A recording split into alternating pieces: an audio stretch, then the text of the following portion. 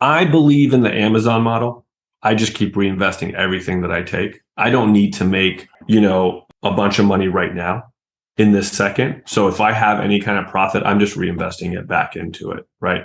I'm in a fortunate position where I've had investments. I've done well in past careers and whatnot to afford it. So right now, for me, it's I don't really need Evoke to be profitable. I just want to recapitalize the company, put it in, and scale out the systems. Because again, I think long term. Welcome to the How to Scale Commercial Real Estate Show. Whether you are an active or passive investor, we'll teach you how to scale your real estate investing business into something big. Pasha Esfandiary started his real estate career in 2011, flipping homes he found at auctions. He has since been involved in over $250 million in transactions across multiple asset types, from everything from residential homes, boutique motels, and mobile home parks. Pasha, welcome to the show. Thanks, man. Love the intro. Let's do this. Awesome. Rock and roll. 3 questions I ask every guest who comes to the show in 90 seconds or less. Can you tell me, where did you start? Where are you now? And how did you get there? Sure. I started in Las Vegas, real estate flipping homes around 2011. I'm in Los Angeles, California now. I got here because my wife wanted to move to LA. I didn't want to, but we did it. It went really well for me. Started developing here. And then, in the last less than 2 years, apartment complexes, but now saw the truth in mobile home parks and only attacking mobile home parks. And when was there a date? Was there a month? When did you switch entirely to mobile home parks? When I made the sole decision, no matter what from now on, it was almost about 12 months ago, because I was still dabbling in both, underwriting both. But I just really realized, I feel like the time and place that we're at with mobile home parks right now, it's really to find all the opportunity. We got to really spend all the effort into it. It's like the one thing, right? I think we've all read that. And so I just want to be singular focused on mobile home parks. I see more opportunity right now in that space. Mobile home parks we have a fixed supply. Yep. We have had nothing but unbridled demand, I feel like, in that space. Cap rates have just gone, down and down and down. I was speaking to somebody here a couple of weeks ago, and they said they're buying in the 4s on a cap rate. I mean, I'm just going, what in the world? Yeah. How are you finding value in buying at a 4 cap on a mobile home park? What are you doing differently? There's a lot to unpack there, right? Because it is what I tell everybody, or any of my investors and many of my deals, are really what it is. I believe it is the only thing in commercial real estate that the supply is actually dwindling and the demand is increasing, right? When you think about the macroeconomics, I'm a long-term investor. I think long-term. So, for me, it's a no-brainer. It's like more and more people are going to get pinched by inflation, and middle class is going to get squeezed more and more. And what's the next step lower is low income housing. And it's really, really difficult to build low income housing. You could do the light tech route. I would argue that's more for middle income brackets than really anything. And I've tried. So I see this opportunity and I said, okay, this is really, I want to position myself also because it mitigates my risk. And, maybe I don't capture all top side appreciation, but man, cash flows and yields are really great. So for me, the opportunity is really, I always go where there's less competition, more headaches. That tends to be the secondary and tertiary markets, smaller properties where I'm, like I said, underneath institutional money, but also higher than most mom and pop buyers as well too. And so we're able to now find some really good deals where we can build a lot of equity into the deals because operations of previous sellers weren't really up to par where we're at. And, rents are really low. And so there's a lot of opportunities there. There's a lot of opportunity in the Midwest, in these smaller towns that no one's really ever heard of, 50, 60,000 population, good manufacturing jobs, et cetera, et cetera, et cetera. I could talk on and on about it, but I feel like I chewed your ear off with that. You did not. Please. This show is for you to talk and me to do most of the listening. So I guess there's a lot of questions there. You say you want to buy parks that are bigger than maybe what mom and pop can buy, but smaller than what your institutional buyers or even, a lot of our friends in the business really are probably interested in. Mm-hmm. Is that a particular dollar size? Is that a number of, I guess you guys rate pads? Is that right? Yeah, pads. Yep. The number of pads that you guys have, is that, how do you find that needle in a haystack? Or what is that needle even? What is that needle? I guess is what I'm looking at. I think it's there's no black or white answer. I think there's three different factors. It is number of pads for sure. It's the markets you're in, and then it's also price points, right? So typically we're working underneath around the $6-7 million range to about the 2 million above range. That kind of weeds out a lot of just regular buyers who are going to come in and want to buy it for themselves. Secondly, it's the markets. We are working in secondary and tertiary markets. We like our populations to be around 50,000 to about 250,000. That's where we find our sweet spot. But I will say, our best performing asset is in a town of 25K population, right? But there's so much demand there. It's kind of mind blowing. And then the number of pads we typically work. We like to stay within 50 to about 100, but we will buy some 35, 40s. It just really depends on the numbers, right? So there's a lot of factors there that go into that. One thing that I always tell the team is if we're in a market, you have to make a very compelling story for why this market is going to be around. Because there's a lot of markets that, hey, the numbers look great, but is this property going to be around 15 to 20 years from now? And is it going to do really well? Because that's how I look at it. I'm definitely not looking for just a big pop in year 5. I'm looking to recycle my money over and over again, and my investors' money and whatnot, whatever. So there's got to be a really compelling case that those manufacturers are going to be there for 20 years. Right. Yeah, that's exactly what I was thinking of. I go, okay, so you got a town of 50,000 people. There's one major manufacturer, and that's great, and it's all rosy until they close, and then your mobile home park just goes empty. So it can't be just have one anchored really manufacturing plant there. It's got to be multiple. There's got to be a compelling case there, right? Absolutely. Are you finding that when you're buying these parks, are there a lot of park-owned homes, or is it? What do you find? Is there just a mix? Is it really random? It's really random. I will say I think the brokers that we work with and the brokers we outreach to, we go ahead and tell them we don't want a lot of park-owned homes. We're not in the business of an apartment complex because that's what it essentially is for us, at least, right? So we only will buy parks that maybe have about a maximum 20% POH factor, and then it is our strategy to always go in there, turn those POHs into RTOs, which is rent to own. So that way we don't have to deal with the repairs and maintenance. And for the most part, when we do that, tenants are absolutely happy to take them over. If not, there's a big line out the door that's willing to do it. Right. What do you see it on a cap rate basis? And I know this is on every deal, different deal. But yeah, where are these trading such that you can that you define it now as, hey, this is a valuable opportunity? Absolutely. Let me give the disclaimer that sometimes cap rates don't matter. It depends if it's a value add play and this and that, but it is a very good measure and something to very much pay attention to. We are generally buying around the 6 to 8.5% range, depending on market, depending on how big, depending on what we can build, all that. But that's where we're at. Anything below that, we're not touching. 6 is still probably on our lower scale too. We're right at the 7 to 8.5 is what we're kind of finding. Right. Clarify that statement or give more color to it when you say cap rates don't matter. Okay, so now let me back up and say cap rates matter. But here's the thing. It depends on your strategy. If you're doing a value add play, right, you can go buy a property that might be a little bit overpriced compared to cap rates. But if you're able to do a lot of infills, put in mobile home parks or put mobile homes onto the pads and rent those out, you're building so much equity and so much NOI. Your exit cap rate will be much higher because you're able to increase your NOI. So you're able to build that in, so then you can pad your cap rate numbers later on. So, sometimes it is a little skewed. If there's like a 4 cap deal, like kind of what we're talking about a little bit earlier, it can potentially be an 8 once you do some renovations and some higher NOI. That's why it doesn't matter, but it's a very good measure of what your money's buying currently. So it's you kind of have to look at it. Right. Yeah, absolutely. Like you said, I don't want to re-say all of it, but it's what is the business plan? What is the upside opportunity more than what is it that I'm buying in place right now? So that's really, really cool. So you guys are buying smaller parks. You're looking at at some of these more secondary and tertiary markets.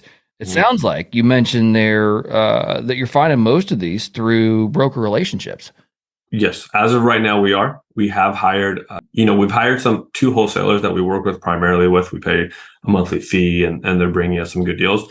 But right now we are focused strictly and 100% on broker relations. Right. What are some things that you would recommend if someone in any asset class that you feel like you do well when it comes to managing your broker relations? Be generous. That's really what it is. All right. So some of the things that we do, I'm a very relationship oriented person. I really like to get to know them, joke around with them, address the elephant in the room. One thing I always advise to others who are trying to get into this game or trying to scale, go address elephant. Tell them that, like, hey, I know you're a bunch of people are calling you, but this is who we are, and I'll make it easy on you. So one thing we do is in our due diligence process, we make it super easy. They don't have to lift a finger. Secondly, we always give about 25 to 50K to every broker that closes a deal on top of their commission, right? Because it's pretty nominal, right? If you really think about it, this is why I say, don't be greedy, right? Be generous. If a deal is going to make you $2 million in 5 years, would you give up that 25, 50K to a broker who found you a deal and you're the first? Yeah, you would, absolutely. Right. I will say, I don't think everyone's in the fortunate position that we're able to be in, but work with your brokers. Be generous with them. Send them a really nice gift if you have to. I've sent, $750 bottles of alcohol before to my brokers. It's just the little things that you can do. Always, I think more than anything over the money is just be real and do what you say. Don't be the guy that goes in there and just tries to retrade. We tell every broker, hey, listen, when you start to work with us, words are cheap. We will prove to you by words. We've never just got out of a deal just to get out of a deal and screw a broker. We will close deals just to keep that relationship. We're such relational people and a company that we often find that the brokers I've worked with in the past absolutely admire working with us again. And that's really the reasons why. We just do what we say. Man, that's cool. Are there challenges that you guys are facing in scaling with smaller parks? Yes and no. Yes, in the sense that it creates a lot more work, right? So it just, now for us, it's just all about on the back end. So we are hiring out for that. We've hired 3 new employees recently just to make sure we can keep up with the demand, just to make sure we can do that. And then, always having people on the sites to make sure everything's running well. Yes. So we have to do a lot more on the back end, which is fine. We just have to create systems around it. But really, it's just kind of like everything. You just have more work. You got to learn how to delegate and have more human capital towards those problems. Now, is there I guess an inflection point, because you have to have a certain number of parks to generate a certain number of revenue where you can then bring on the right number of people? That's correct.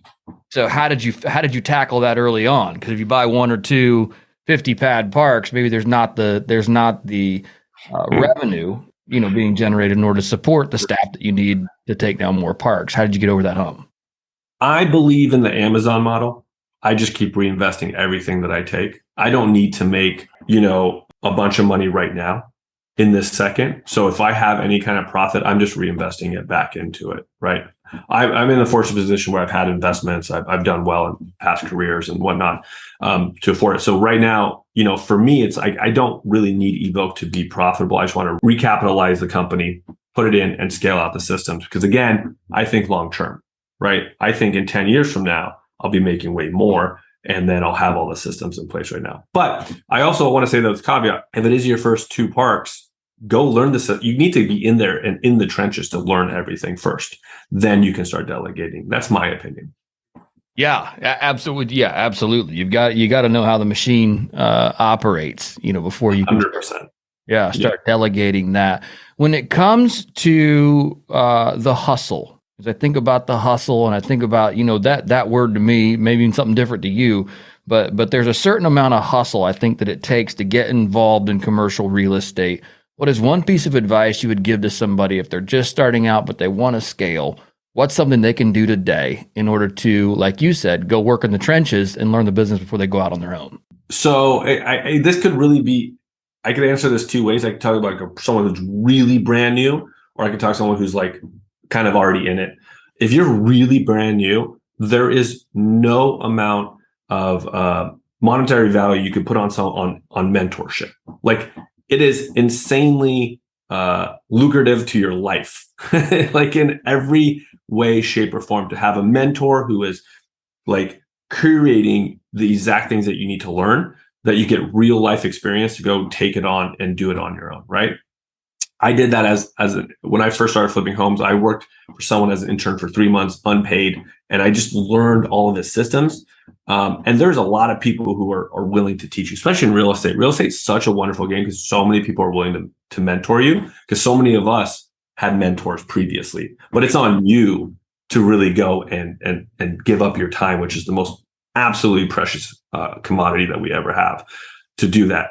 And then I would say, for someone who's kind of in the game and wants to scale already, is be relentless in your goals and just attack doors. Be really clear on what you want, and then, work yourself backwards. If you want to get to 1,000 units, then you need to figure out how the hell you get to 1,000 units, to start working yourself backwards and start changing who you need to be to become that person. Become that person first, and then go attack your goals. Right. No, I think that's really, really cool. I love that. Tell me, you used to play poker professionally, I think. I did, yes. Which I think is hilarious in its own right, because it's like, we always preach cash flow, we preach predictable income, like, oh yeah, hey, this is like, stability is what we're looking for in the real estate game. That is not what you get in the poker game, but yet I'm imagining that you find some overlap there. Can you break some of those down? I think there's a ton of overlap. There's a lot of beautiful lessons in poker, because you really have to be in check of your emotions at all times. You have to understand that you have to take calculated risks. You have to follow the math. Like, no matter what you do, if you want to be a good poker player, you have to follow the math. Let me give you an example. If you're in a big hand and you're about a 55% favorite, you have to put your money in, right? Like, even if it's all your money, like if you have the chips, if you don't do that, you're losing and you're making bad decisions. So it really taught me to follow the math, and strictly the math. I only follow the data. I only stick by my pro forma, and I never budge from my numbers. My numbers don't work, I'm not in it. Am I super conservative in my numbers? Absolutely. And I never budge, ever. It's just like a hard promise to myself. Then there's two different types of poker players that I like to say. One being the guy who wants to play with the best players and test his skills and really try to like get that. And then there's the players like myself who only cared about making money. And so, I never try to get into the hardest games. I never try to play against better players. I just try to get into the softest games with the worst players so I can make money. It's called game selection. I wasn't the best poker player, but damn, I worked hard for game selection, and I played the best games, and I did really well because of it. And so, yeah, there's a lot of beautiful lessons. Also, like Teflon lock armor. I always tell this one thing that's like, things don't really affect me, because there's been nights in poker where I've lost 150% of my net worth. Yeah, like 150% of my net worth. It's not fun, but it's happened to me many times. I went on tilt, I lost everything, but now things don't really affect me. Like, I'm very even keeled, very like things can come my way. I'm like, okay, it's just information. How do we adapt? It's really helped me build this company, Evoke, and really scale up higher, because I will absolutely dive into any fears I have head on. It's quite exciting. And the last piece is, in poker, in tournaments, you have to be aggressive or you're just going to lose, because the antes get bigger and bigger. That's kind of like the story of life. Like, if you're not in it, you're just going to lose over the long run. So let me just go be in it. Let me just go try. And sometimes when you're aggressive, you make the wrong moves. That's okay, but you got to keep doing it over and over again, and then you'll get to where you want to be. Man, that's great. I love that. I love that. I'm really super curious, because you started in real estate in 2011. Yeah. When did you give up being a professional poker player? Right around there. Okay. Right around there. I just knew the lifestyle wasn't for me. Like, I enjoy people a lot. Like, I love people, but when I was at the poker table, I had to trick myself to hating people. It's not a good feeling to want to hate people, and I don't like that. Like, otherwise I'm just too nice, and then I don't make the moves that I want. I'm not aggressive enough, and so and then I like my morning routines. I want to have a family, all these things, and it wasn't really conducive to what I wanted to build. No, for sure, for sure. I like that. But then you also went right into buying real estate at auctions, which is its Yeah. own version. Especially if you're like me and you're buying at foreclosure auctions, it's its own version of poker. Uh-huh. Or it's like Yeah. I'm going to put my money in, and I'm not quite sure what it is that I'm going to get when all the cards are turned over here. Some I'm sure some of the homes you go in, you're like, oh, this is awesome, perfect. And some of them you're just like, oh crap, what did I just get myself into? What Right. just buy? Yeah, I only had a couple, 2 or 3 of those, but they were enough to make I, it. I definitely had a few of those because there's a lot of like hoarders and like squatters in Las Vegas at the time. Oh yeah. And so I had a few ones, but again, that's a numbers game. It's a long-term game. You keep buying right, you keep getting more positive ones, and some you may break even, on, and some you just hit out of the park, but it all evens out as long as you're making good long-term decisions over and over again. That's exactly right. That's exactly right. I love that. Rewind over the last 11 years. What is one thing that you would do differently if you could? Ooh, I'd probably get into commercial real estate faster. I'd learn about the tax advantages, tax incentives. I'd probably get out of flipping. We talked about this a little bit earlier, right? I had the mindset of I wanted to build my net worth. That's good if you're flipping homes and developing homes. But for me, something happened in the last few years where really net worth doesn't really matter to me. It's about wealth generation. And that's why it's really been allocated towards passive income, learning how to use real estate as an avenue to really harbor tax incentives and to really grow your wealth in a really big way. It's a huge snowball effect. So I would do that along, but I really love my life. I love where I'm at. So I wouldn't really change too much. That's fantastic. Pasha, appreciate you coming on the day and sharing with us your insights on where you're seeing opportunity and value in the smaller parks, how you guys are taking those down, bringing on team members, and kind of some of the tips and tricks you're using to scale your guys' portfolio. If our listeners want to get in touch with you or learn more about you, what is the best way to do that? You can go to our website, www.evokecapital.net. We are about to launch a $15 million fund to go attack these, or just link in at Pasha Esfandiary. I'll always respond. Awesome. We'll make sure we put all of that there in the show notes as well. Pasha, thank you for coming on today. I certainly appreciate it. I appreciate you, man. This was fun.